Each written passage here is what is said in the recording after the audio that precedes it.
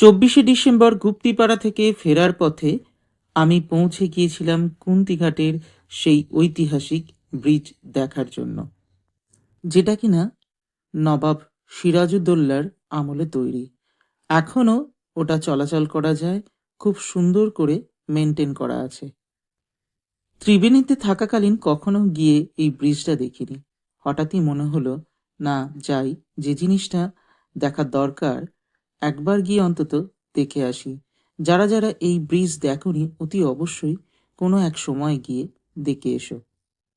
ব্রিজের নিচ দিয়ে চলেছে কুন্তি নদী। এই সুন্দর ব্রিজের সৌন্দর্য উপভোগ করার জন্য আমি সম্পূর্ণ ব্রিজটা হেঁটে এপার থেকে ওপার গিয়েছিলাম, আবার ফিরে এসেছিলাম নিজের জায়গায়। আর তোমরা তো নিশ্চয়ই দেখতে পাচ্ছ যে বাইক, স্কুটি সবকিছুই এই ব্রিজের উপর দিয়ে চলছে।